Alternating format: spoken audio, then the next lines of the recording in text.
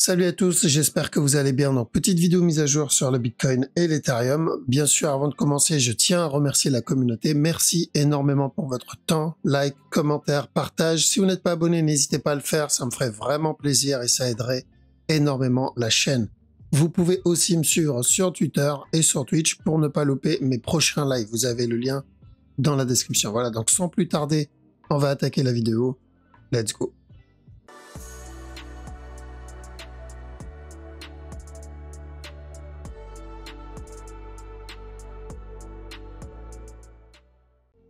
Alors, donc on va commencer par notre ami Bitcoin. Donc on va voir d'abord la plus grosse structure, juste pour faire un petit rappel rapide. Donc l'objectif n'a pas changé sur la grosse time frame. Donc ça concerne plus si j'ai envie d'investir, donc plus de l'investissement, du trading vraiment long terme. Donc l'objectif c'est ou un expanding ici, d'accord, avec une fois le C de l'expanding, donc ça c'est mon A, ça c'est mon B, revenir donner le C, une fois le C terminé, directement péter le top. Donc ça c'est la première possibilité. L'autre possibilité c'est de partir sur un A ici. Une fois le A pareil terminé, on ira chercher un B, d'accord, donc la correction de ce A. Ok. On a toujours en tête le potentiel running pour ceux qui surveillent encore le log, mais comme j'ai dit, ça faudra attendre dans ce cas-là qu'il descende plutôt dans la zone des 11 000. Ok, on n'en est pas là pas loin. Donc plutôt de l'achat sur le daily, donc bonne zone pour moi pour cumuler, ça reste une bonne zone pour moi pour cumuler ici quoi qu'il arrive. Et je surveille bien sûr en interne si j'ai une fin de structure. Plus il s'essouffle là-dedans, et mieux c'est pour le timing, d'accord? Parce que l'objectif pour nous, c'est d'avoir le bon timing, c'est de rentrer chargé au bon moment. Je charge le plus dans la bonne zone et je charge le moins où je sais qu'il peut y avoir une continuation, d'accord? Si je sais qu'il peut y avoir une continuation ici, c'est clair que je vais charger moins que si je commence à le voir vers la fin de cette structure. Donc, mais l'objectif, voilà, reste le même, c'est-à-dire de l'achat minimum pour un B. Ça, c'est pour le daily. Pour le 4 heures, même chose sur le scénario. Bien sûr, ça peut changer par rapport à l'amplitude de ce move, mais pour le moment, on garde en tête les deux possibilités qui, première, c'est ça, c'est mon A. Tout ce qu'il vient de faire ici, c'est un B. Et une fois le B terminé, j'irai chercher un C. D'accord? Si c'est bien ça, on aura ensuite encore un nouveau plus bas. Donc ça voudra dire que c'est pas terminé parce qu'un running, c'est une structure de continuation. L'autre possibilité, c'est que le running, il a déjà terminé. Parce que pour rappel, nous, on avait annoncé de l'achat. On a eu. Et ensuite, on a annoncé de la vente. On a eu aussi. D'accord? Les raisons, peu importe ce que c'est. Si c'était pas FTX, ça aurait été autre chose de toute façon.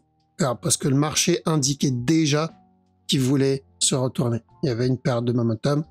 Donc ça, c'était pas... FTX, c'était l'excuse parfaite, en tout cas, c'est sûr. Mais ça aurait été autre chose. D'accord, ça aurait été autre chose. Je pense qu'on a suffisamment bouffé de structure pour le savoir maintenant. Donc si ça, c'est mon A, ça, c'est mon B, ça, c'est mon C, ça voudrait dire qu'on a déjà obtenu notre correction. Et le prochain move que je vais devoir, dans ce cas-là, surveiller, c'est un buy aussi. Un buy aussi, mais cette fois, ça sera minimum pour ce running flat-là. D'accord? Donc, je garde en tête les deux possibilités. La première, ce serait un running en interne. Donc, ce A, ce B, ce C avant le drop. Et le deuxième, le plus gros directement. Donc, minimum, ce que je vais viser en 4 heures, c'est plutôt celui-là en interne. D'accord? Maintenant, sur du 1 heure, 1 heure, j'ai cherché un flat, au moins un regular flat. Donc, je ne néglige pas et je n'oublie pas le potentiel running ici en interne. C'est toujours possible. Dans ce cas-là, il viendra péter directement le bas sur données de regular. Mais personnellement, je suis pas un gros fan de ce running. Et ce qui me fait là-dedans, ça me semble plutôt correctif.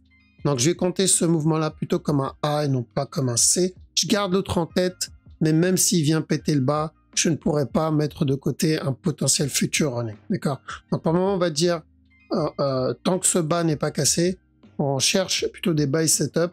Considère ça comme un A ici en interne. Ce qui fait là un B. Et dès qu'il me donne un flag ou une correction ici, revenir tester le top. Une fois le top cassé, toujours dans le cas où le bas n'est pas cassé, hein, Une fois le top cassé, ça pour moi, ça m'annonce encore un retournement, donc encore de la vente. Donc dans tous les cas, que ça soit pour un running, que ça soit pour un régular, je serais vraiment pas étonné de le voir revenir péter ce bas-là. D'accord, il y a de bonnes chances qu'on revienne tester le bas. Donc si j'ai loupé l'opportunité d'acheter dans les 15 000 et quelques, bon, je pense pas que ça soit vraiment loupé. Hein. Je pense qu'on aura une autre chance de l'avoir. En interne, faites attention pour ceux qui traitent vraiment la plus petite time frame. Juste au cas où on a un petit running en interne, mais je vois pas vraiment de running ici. Peut-être sur le... On a déjà eu un flat là-dedans. On a déjà eu un flat là-dedans. Donc, ouais, bien attendre une correction ici hein, pour ceux qui veulent rentrer dedans. Mais s'il flag ou il corrige ici, pourquoi pas donner un push. D'accord. Donc, pourquoi je dis ça? Parce que je préfère attendre au cas où on a une structure en cours, donc une plus grosse correction. Alors, je voyais ça comme possibilité, mais je pense pas parce que ça, c'est suffisamment correctif pour moi, donc ça peut pas être un... D'accord. Donc, tant que ce bas n'est pas cassé, connaissez maintenant la chanson. On attend des opportunités pour chercher de l'achat. Le but, c'est de tester le top. Au top, je mets mes BE et bien sûr, je prends des TP parce qu'il y a de bonnes chances qu'on revienne ensuite recasser le bas. D'accord. Donc, pour que la structure soit propre, ce que je vois maintenant, c'est ça et ensuite ça. ETH, ça va être à peu près la même chose. Donc, déjà, on va commencer par le daily. Daily, c'est très simple. Tant que ce bas-là n'est pas cassé, notre objectif est toujours le même. Je privilégie les buy setup. D'accord? Ça comme A. Ce qui donne là, c'est mon B. Et l'objectif, c'est revenir donner le C. Au moins retester le top. Le problème, c'est que le mouvement deviendra très correctif. Si on fait ça. Donc là, quand on a eu ce A ici, on a dit quoi? J'attends un B qu'on a obtenu. Et ensuite, on a dit j'attends un C jusqu'à la cassure du top. Et une fois le top cassé, j'attends un retournement. Et bon, c'est ce qu'on a eu. Pourquoi? Parce que c'est un regular flat. Donc je pense que on est en train de valider et de faire à peu près la même chose au final. D'accord? Donc même chose ici. J'ai eu mon A là. Tant que le bas n'est pas cassé, on cherche le buy setup. L'objectif, c'est revenir péter le top. Comme là. Ce A, ce B, ce C. Et ensuite, continuation vers le bas. Et ensuite, continuation vers le bas. Est-ce qu'il peut exploser à partir de là et monter? Oui, il peut. D'accord, il peut, mais on va chercher le plus safe. Le plus safe, souvent, quand ça fait ça, ça a tendance à revenir péter le bas encore une fois. Donc, je préfère viser juste ce top. S'il donne plus, tant mieux. S'il se retourne à ce moment-là, bon, c'est pas grave, j'ai quand même eu l'opportunité de prendre mes profits, parce que c'est toujours une histoire de prendre des profits. Parce que si je prends pas de profit, tout ce que je fais là, ça ne sert à rien. Enfin, je veux dire, si tu ne prends pas de profit, il n'y a plus d'intérêt à tout ce qu'on fait ici. Ce qu'on fait là, l'objectif, c'est de pouvoir prendre des profits et savoir où prendre des profits et pourquoi prendre des profits. Pas prendre des profits parce que c'est le moment, parce que c'est le feeling ou random. On prend des profits toujours par rapport à... Il faut qu'il y ait une raison derrière. D'accord? Il y a toujours une raison derrière.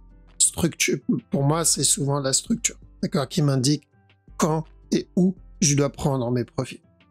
Et si on ne sait pas ça, si on ne sait pas à quel moment prendre ses profits, c'est que notre lecture de structure n'est pas encore suffisamment bonne. Et il va falloir travailler d'abord ça avant de vouloir commencer à prendre des trades. C'est super important. D'accord? Donc, maintenant, la question qu'on va poser, il me dit, c'est oui, mais s'il drop et il casse le bas. S'il drop et il casse le bas directement sans donner de buy setup, c'est pas grave. On cherchera quand même de l'achat. D'accord? Mais ça sera cette fois pour un running et non plus pour un régular. Donc, la direction ne changera pas. Ça va être juste l'objectif qui va changer. Mais c'est pas le cas pour le moment. D'accord? Donc, pour le moment, on cherche encore. Donc, chaque fois que j'ai des buy setup, je privilégie les buy setup pour tester le top. S'il invalide ça, et ça peut arriver, on cherchera, on s'adaptera à ce moment-là. Donc ensuite, en 1 heure, on va passer sur le 1 heure directement. Donc H1, même chose. Si j'ai des buy setup ici, donc si je le vois corriger ou donner un flag dans cette zone, je cherche de l'achat. L'objectif, c'est revenir tester le top. D'accord? Donc là, objectif, tester le top encore une fois. Tant que ce bas n'est pas cassé, on teste le top. Donc c'est la même chose que pour le 4 heures. Si je copie ce mouvement-là et que je vais en daily, pardon, et que je vais en daily et j'agrandis le mouvement 1 heure, ok, et que je regarde les deux, donc là, j'ai eu mon up, là, j'ai eu mon up, là, j'ai eu ma correction, là, j'ai ma correction. Donc ici, on attend quoi? On attend des buy setup pour revenir tester le top. Bah là, on attendait la même chose. On avait dit buy jusqu'à la cassure du top. Donc, c'est pareil, juste la version plus petite en fractal. OK? Donc, on surveille en 1 heure. Ceux qui tradent comment ça s'appelle? En daily, donc plutôt investissement. Donc, gardez bien en tête ce top-là, c'est important, et ce bas-là. Donc, s'il vient péter ce bas, ça sera un running. Donc, on peut avoir encore un nouveau plus bas, d'autres opportunités d'acheter. Mais par contre, si on rentre dans cette zone, cassure du top, ça serait une bonne zone pour prendre une décision si je veux mettre au moins un break-even sur ce trade ou pas. D'accord? Après, ça dépend comment on veut manager son trade en spot. Moi, personnellement, c'est juste acheter, mettre dans ma cold wallet et je ne touche pas. Tout ce qui est Bitcoin, Ethereum, personnellement, tant que c'est pas la structure daily qui se valide, je laisse. Daily, weekly, je laisse dans ma cold wallet. Je pense que c'est bien d'utiliser l'histoire avec FTX comme une leçon très importante. Ne pas laisser tous ces cryptos chez l'exchange. D'accord? Moi, mon portefeuille, c'est 50, 25, 25. Donc 50% Bitcoin, 25% Ethereum et 25% divisé entre d'autres cryptos. Mes Bitcoin et mes Ethereum, clairement, je les laisse pas dans un exchange. D'accord? Ils sont dans ma ledger. Et il faut une ledger. Il faut une cold wallet pour au moins sécuriser et éviter les dramas qu'on a eu avec FTX. Ok. Donc moi je vous conseille de prendre Ledger ou Trésor ou peu importe le cold wallet que vous allez prendre. Maintenant ceux qui veulent prendre un Ledger, vous avez le lien dans la description si vous voulez en prendre un. Mais il en faut un, c'est important parce que si je mets tout chez mon broker, rien ne m'appartient. En gros, tout appartient. Et ça change pas d'une banque au final. D'accord? Donc, l'objectif, c'est d'avoir le contrôle. Comme ça, si demain il y a un problème, je sais que mon argent, il est au chaud dans ma cold wallet, on peut dire ça. OK? Donc, pour le moment, sur la structure 1 heure, on est toujours sur un flat qu'on va chercher. Ce A, ce B. Une fois le B terminé, le C. Je reste vigilant au cas où, juste en interne, il donne un running. D'accord? Mais je pense pas qu'on ait un running. J'ai l'impression qu'on a un mouvement plutôt correctif ici. Mais j'aimerais bien une validation. Donc un flat ici. Ou un flag. D'accord? Un minimum un flag. Ok. Bon, je pense que c'est bon pour aujourd'hui. Donc bien attendre un flag. On rentre pas à l'arrache parce que rien n'empêche. La structure, il n'a pas cassé ce top. Hein. Ce top n'est pas cassé. Rien n'empêche la structure juste de couler encore une fois et nous donner un gros running là-dedans. Et là, on se retrouve avec un A, un plus gros B, un plus gros C. Donc la personne qui rentre à l'arrache sans attendre de setup, bah, elle va avoir une mauvaise surprise. Le fait d'attendre une confirmation, donc une correction ou un flag ou un setup en interne, ça réduit les chances de choper un running en interne. Okay? Ça concerne le Bitcoin aussi. Donc on rentre pas à l'arrache. C'est important. Il faut vraiment attendre un setup. Sinon, on fait rien et on reste. Si on sait pas comment faire, si on sait pas c'est quoi un setup, on touche pas. On ne touche pas 1 heure. On surveille, on attend que la structure 1 heure se termine, voire 4 heures se termine et ensuite on chope le moment spot. Et donc, pour moi, le drop n'est pas terminé. En 4 heures, je pense qu'on va revenir péter le bas. Gardez, les points importants, c'est ça. Alors, les points importants à retenir, c'est qu'en 1 heure, certes, j'attends un petit buy pour revenir tester les 18 000 et quelques, mais en 4 heures, je pense qu'on va revenir péter le bas encore. Le 15 000 et quelques, on va revenir les tester. Donc ça, faudra pas être étonné parce qu'en 4 heures, il est en train de range. Donc même s'il reteste le top, ne pas FOMO dessus. C'est pour moi juste un C, un peu comme ce qu'on a eu ici. Donc on a eu le up. Là, on est en train d'avoir le up. Ensuite le drop. Ensuite le drop ici. On a dit quoi à ce moment-là? D'aller chercher le top. Qu'est-ce qu'on est en train de dire? D'aller chercher le top. Et quand on était au top, on a dit d'aller chercher la cassure du bas. Une fois au top, on dira aller chercher les cassures du bas. Donc ne pas se faire avoir ici. Nous, on ne s'est pas fait avoir avec cette impulsion. Donc on va pas répéter, on va pas faire l'erreur ici. D'accord? Donc le drop n'est pas terminé. Ne pas se faire avoir par le up 1 heure. Le marché est fractal. D'accord? Donc up 1 heure, drop 4 heures. Et ensuite, une fois que la structure 4 heures est terminée, là, on cherchera le up du running 4 heures. Ok?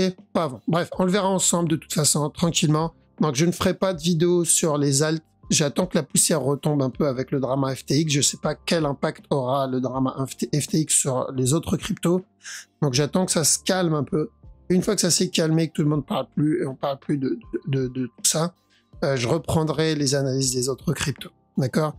Voilà. Donc, je vous laisse ici. Je vous dis à demain. Prenez soin de vous. Ciao.